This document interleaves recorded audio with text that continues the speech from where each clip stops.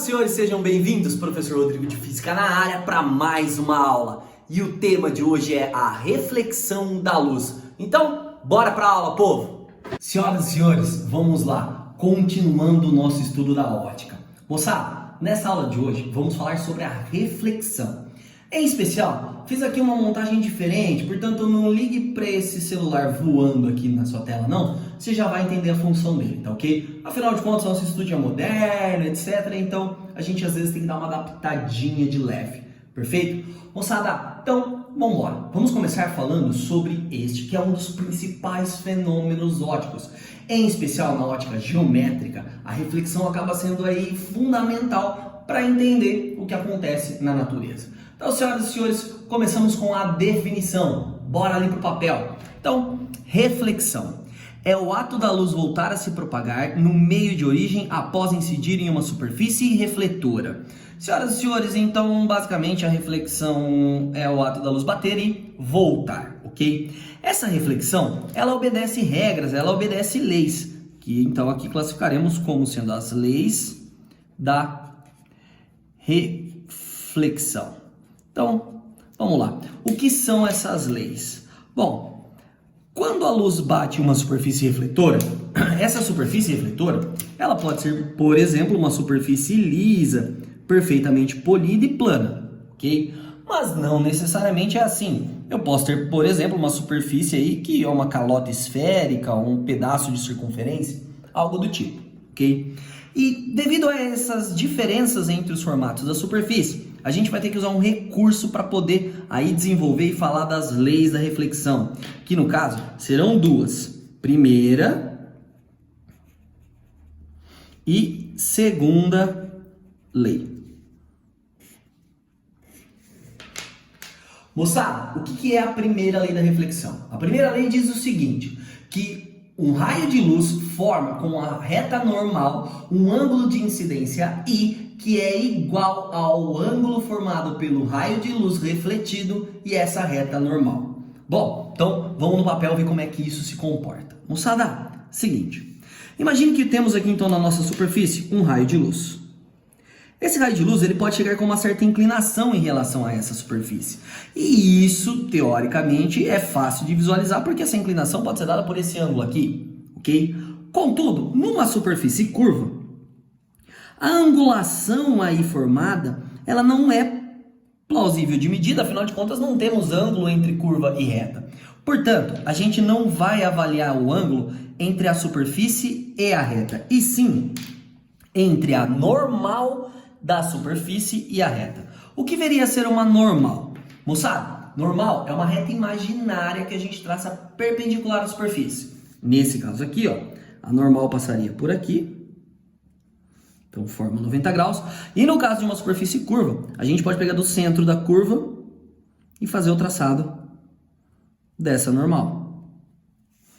Portanto, definimos como sendo o ângulo de incidência esse ângulo aqui, ó, entre o raio e a reta normal. E o ângulo de reflexão deve ser igualzinho ao ângulo de incidência. Então a luz bate, o raio incidente, você vai ter o raio refletido, que vai formar um ângulo R. Esse raio refletido, então, forma aqui pra gente o ângulo R. Então, ângulo I, ângulo R, ângulo I, ângulo R. O ângulo I deve ser igual ao ângulo R. Essa é a chamada primeira lei da reflexão. Moçada, segunda lei. A segunda lei da reflexão, ela tem um caráter já teórico. Ela diz o seguinte: o raio de luz incidente, o raio de luz refletido e a reta normal devem ser coplanares. Então, vamos registrar isso. Então, o raio incidente, o raio refletido e a reta normal são coplanares. Ou seja, eles pertencem ao mesmo plano. A partir dessa ideia, dessa primeira e segunda lei da reflexão, a gente pode visualizar tipos distintos de reflexão. Então, vamos voltar aqui e fazer essa análise. Então, aqui, ó, tipos de reflexão. Se a superfície a qual a reflexão irá acontecer for uma superfície lisa, regular, bonitinha, tipo um espelho, a gente diz o seguinte, que uns raios de luz que chegam paralelo a essa superfície, eles continuam a sua trajetória seguindo paralelo entre si. Portanto, existe uma regularidade nessa reflexão.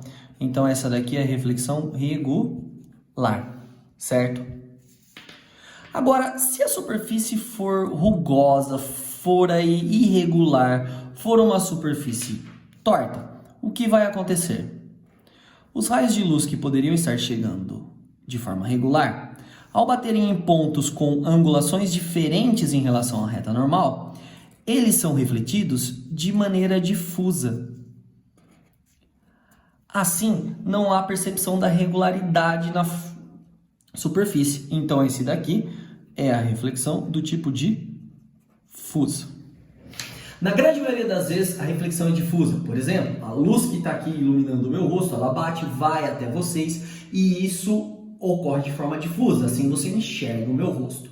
Se essa luz batesse no meu rosto e ela fosse exatamente, meu rosto fosse exatamente uma superfície lisa e polida, o que você estaria vendo seria um espelho, ok? Então, a reflexão regular é uma característica de reflexão em superfícies espelhadas ou até mesmo semi-espelhadas. A reflexão difusa em superfícies em geral. Por ser mais simples de analisar, é a reflexão regular o nosso principal objetivo aqui, pessoal. Sendo assim, a gente pode entrar no primeiro tópico de reflexão, que é o tópico de reflexão em espelhos planos. Galera, nós vamos acabar analisando a reflexão em duas situações, espelhos planos e espelhos esféricos. Hoje, portanto, começamos aqui essa primeira parte, espelhos planos. Então, vamos lá, vamos dar uma espiadinha. Então, senhoras e senhores, com relação aos espelhos planos, vamos abordar as seguintes situações. A simetria e o enantiomorfismo, o campo de visão, a translação e a associação. Então, começamos com o seguinte.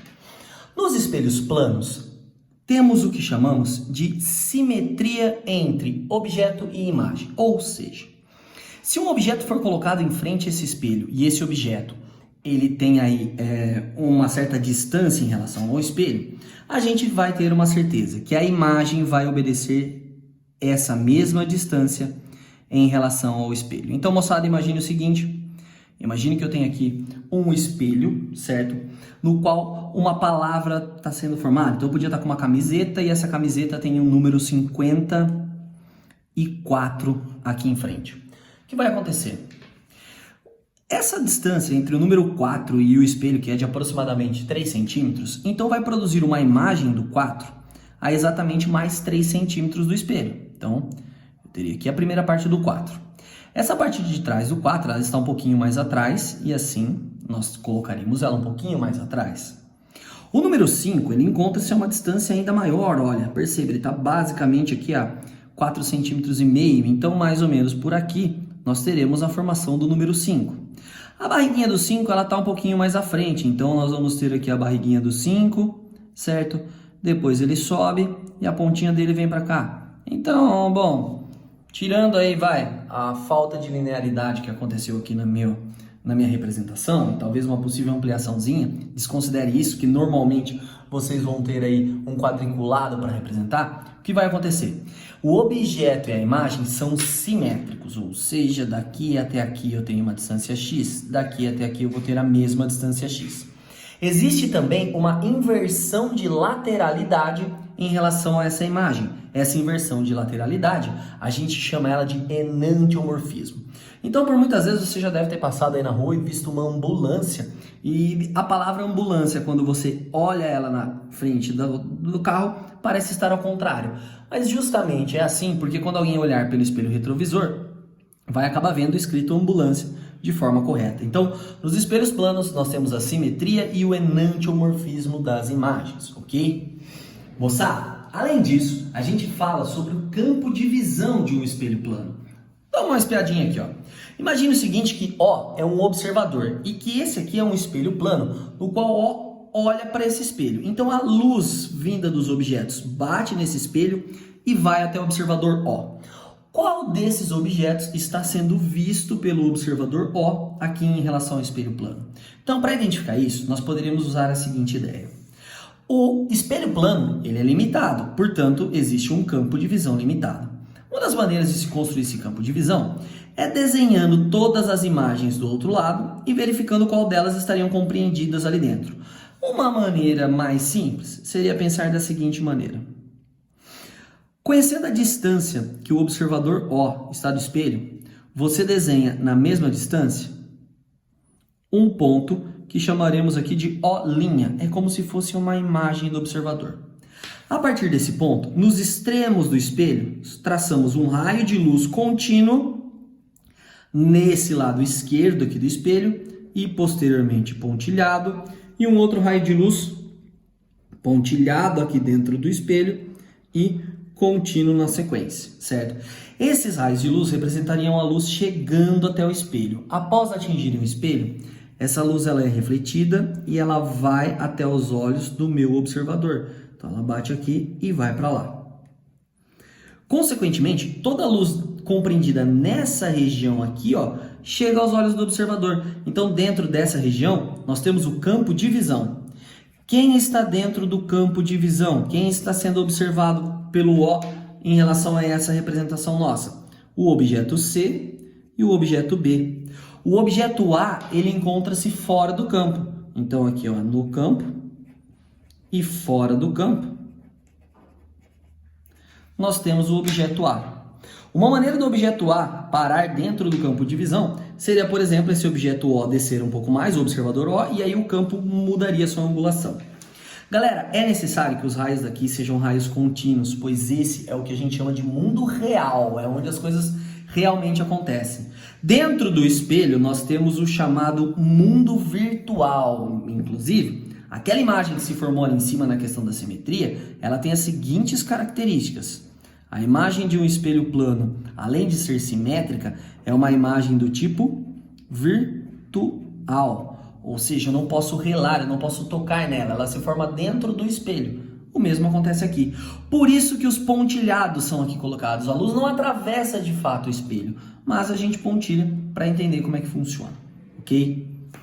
Bom, moçada, além de falar com relação à formação de imagens do espelho plano e do campo de visão, a gente vai falar sobre uma possível movimentação do espelho plano e assim vai ocorrer o fenômeno da translação. Imagine então que em frente a um espelho plano eu tenho um objeto O, certo?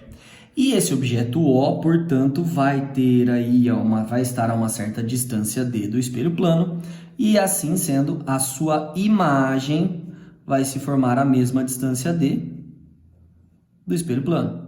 Então, nós temos objeto e imagem. Agora, imagine que esse espelho plano ele é deslocado com uma certa velocidade. Eu movimento o meu espelho e ele sai dessa posição e vem parar, por exemplo, nessa posição aqui, ó.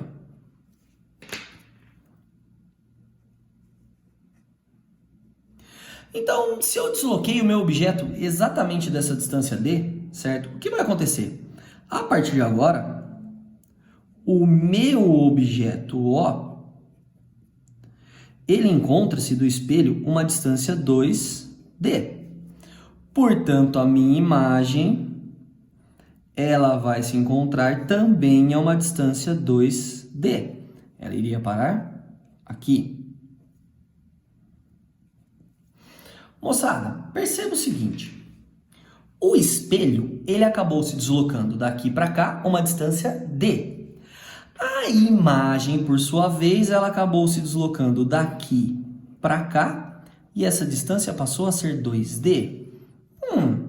Diante disso, o que a gente pode perceber é o seguinte, que se no mesmo tempo o espelho andou D, a imagem andou 2D, se o espelho moveu-se com velocidade V, então para compensar o dobro da distância, a imagem se moveu com velocidade 2V, tudo isso em relação ao objeto. Então a gente diz o seguinte, que em relação ao objeto, a velocidade da imagem sempre será o dobro da velocidade do espelho, certo? Justamente porque o espelho andou D com velocidade V. Se a imagem andou no mesmo tempo 2D, significa que ela tinha que ter velocidade 2V, ok? Então esse é o fenômeno da translação de espelhos. E pessoal, para fechar aqui essa abordagem teórica inicial de espelhos planos, vamos falar sobre a associação entre eles. Então, o que viria a ser um exemplo aqui de associação de espelhos? Moçada, eu coloco um espelho plano de tal forma que ele forma um ângulo com outro espelho plano aqui. Um ângulo que eu vou retratar aqui como sendo um ângulo θ, certo? É como se fosse um livro, onde a gente tem assim um posicionamento aberto e aí o espelho estaria aqui, ok? Se um objeto for colocado aqui em frente a esse espelho, o que pode vir a acontecer? O primeiro espelho, o espelho E1, formaria uma imagem. O espelho E2 também formaria uma imagem. A imagem do espelho E1 poderia ser um objeto para o espelho E2, formando outra imagem. A imagem do espelho E2 poderia ser objeto para o espelho E1, e isso poderia acontecer de forma sucessiva. Portanto, o número de imagens que a gente tem vai sempre aumentando cada vez mais. Esse número de imagens pode ser calculado pela equação 360 dividido por θ menos 1, aonde θ é esse ângulo aqui, e assim n vai ser o seu número de imagens. Para clarear a situação, eu vou fazer aqui um exemplo onde dois espelhos estão formando entre si um ângulo de 90 graus. Você vai ver como é que isso acontece na prática. Então, pessoal, imagine o seguinte, imagine que eu tenho dois espelhos aqui, ó, certo? Um espelho aqui e um espelho aqui. Entre eles, existe um ângulo de 90 graus. E um objeto, ele está colocado aqui, ó. Esse objeto, ele vai se encontrar a uma distância D do primeiro espelho. E eu vou aqui retratar uma distância 2D para o segundo espelho, ok? Bom, esse objeto, ele vai produzir uma imagem no primeiro espelho. Essa imagem vai ter que estar também a uma distância D e ela vai ter que ser simétrica. Então, repare, é a cabecinha dele que está a distância D. Então, desenho aqui a cabecinha, corpinho e assim por diante. Desse espelho, a imagem vai ter que estar a uma distância 2D. Então, desenhamos aqui o objeto aqui. Acho que talvez até para dar um tchan aí na história, vamos colocar alguma coisa nessa mãozinha dele, para que a gente possa visualizar que essa mãozinha dele se formou aqui. E aí nesse espelho, essa mãozinha dele estaria aqui. Galera, a partir desse momento, essa imagem aqui de cima vira objeto desse espelho aqui do lado. Então, uma imagem da imagem vai se formar. Então, essa imagem da imagem encontra-se aqui também a distância 2D. E aí, do espelho, eu traço a uma distância 2D do espelho a imagem da imagem, com o seu objeto na mãozinha aqui, ok? Essa imagem aqui, em relação àquele espelho lá de cima, acaba sendo também plausível de análise. Então, nós poderíamos desenhar assim, ó, prolongando aqui o espelho mais uma vez. Esse cara encontra-se a uma distância D, e aí essa imagem se forma lá em cima. E aí, coincidentemente, essa imagem vai cair por cima do outro. Então, perceba, um objeto acabou produzindo uma, duas, três imagens. E aí, se a gente usasse a regrinha lá, o número de imagens é igual a 360 dividido pelo ângulo que é 90 menos 1. Então, 360 dividido por 90 é 4, menos 1, n igual a 3 imagens. Então, esse menos 1 vem do fato de que uma imagem sempre se sobrepõe à outra. E quanto mais apertadinho for esse ângulo entre os espelhos, maior vai ser o número de imagens que aparecer. De tal forma que se dois espelhos forem colocados, um de frente com o outro, e um objeto aqui entre eles, vai aparecer um número infinito de imagens entre esses dois espelhos, já que o ângulo aqui basicamente vai ser um ângulo tendendo a zero. Enquanto se esses dois espelhos forem abertos, um aqui e o outro aqui, certo? Então, se eu abrir completamente a associação de espelhos, se eu trocasse por um 180 graus aqui embaixo, 360 dividido por 180 daria 2. 2 menos 1, 1. Então, eu teria apenas uma imagem se formando, porque, afinal de contas, dois espelhos assim abertos, eles formam um único espelho. Moçada, então, Diante disso, temos as principais propriedades do espelho plano. As propriedades de simetria, enantiomorfismo, o campo de visão, a translação e a associação. A partir de agora, a gente vai aplicar isso nos exercícios, ok? Então, moçada, eu vejo vocês daqui a pouco. Tchau!